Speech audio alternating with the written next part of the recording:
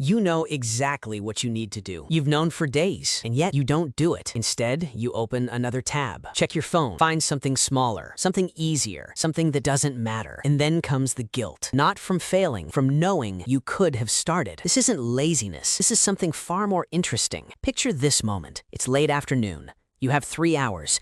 The task is sitting right there, but something in you resists. Not forcefully, quietly, like an invisible hand gently turning you away. So you reorganize your desk, you make tea, you check something that did not need checking, and the hours dissolve. Psychologists have a name for what's happening here.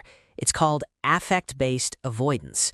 The brain isn't avoiding the task because it's too hard. It's avoiding the feeling it predicts task will produce. Anxiety, boredom, self-doubt, the fear of doing it wrong. Research by Dr. Fuchsia Sorois and Dr. Timothy Pickle at Carleton University found that procrastination is not a time management problem. It is an emotion regulation problem. Your nervous system detects a threat, not physical, but psychological, and it pulls you toward comfort. This is the part of your brain called the amygdala at work, the ancient reactive center, the part that was designed to keep you safe from lions. It cannot tell the difference between a predator and a deadline. To it, both feel like danger, and so it does what it was built to do. It flinches, it retreats, it finds something safer to attend to. You are not lazy. You are wired for survival. Here's something worth sitting with. Every person who has ever done something meaningful has procrastinated, not before they became great, while they were becoming great. Darwin delayed publishing his theory of evolution for 20 years, not because he didn't believe in it, because the implications terrified him. Leonardo da Vinci left dozens of paintings unfinished. Maya Angelou described the blank page as her most feared enemy. These were not failures of discipline. They were encounters with the weight of meaningful work. The brain researcher Robert Sapolsky notes that humans are unique in our capacity to suffer over things that haven't happened yet. We can imagine failure before we begin, and that imagination, vivid, convincing, and cruel, is often enough to stop us. You are not broken. You are imaginative.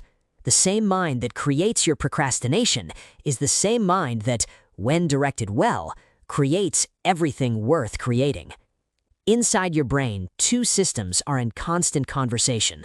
The first is the limbic system, ancient, emotional, fast. It lives in the present moment. It wants pleasure now and safety now. The second is the prefrontal cortex, slower, rational, forward-thinking. It understands consequences. It can hold a version of your future self and make decisions in that person's interest. Neuroscientist David Eagleman describes this as the brain running multiple competing voices, a parliament, not a single ruler. When you procrastinate, the limbic system wins the vote. It promises you relief right now, and your prefrontal cortex, the part that knows better, gets drowned out. Here is the metaphor worth remembering. Think of your prefrontal cortex as a lighthouse.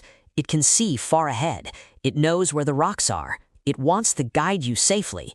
But the limbic system is the fog. Not evil, not wrong, just closer, louder, more immediate.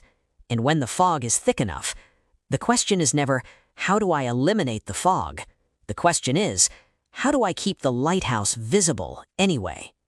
There are 5 principles, not hacks, not tricks, principles, each rooted in how your brain actually works. Principle 1, name the emotion, not the task.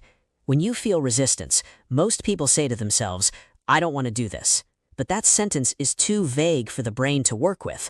Try instead, I feel anxious that this won't be good enough, or I feel bored before I've even started.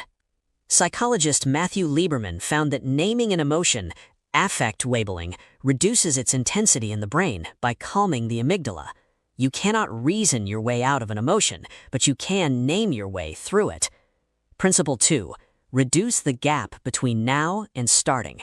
The brain avoids tasks that feel large and undefined.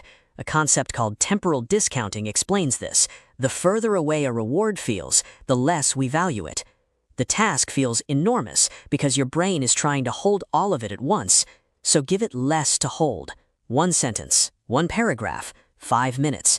Not a goal, a gesture. Starting is not a commitment to finishing. It is a signal to your nervous system that the threat was smaller than it seemed. Principle 3, design your environment before you need willpower. Roy Baumeister's research on ego depletion showed that willpower is a finite resource. It gets used up throughout the day, which means relying on willpower alone is a losing strategy. Instead, change what your environment asks of you. Close the tabs, put the phone in another room, set one object on the desk that signals it's time to begin. Your environment is always speaking to your brain. Make sure it's saying the right thing. Principle 4. Befriend your future self. Research by Hal Hirschfield at UCLA found that people who feel psychologically distant from their future selves are more likely to procrastinate. When your future self feels like a stranger, you have no loyalty to them. You wouldn't sacrifice your comfort for someone you don't know. So practice making that future self feel real. Write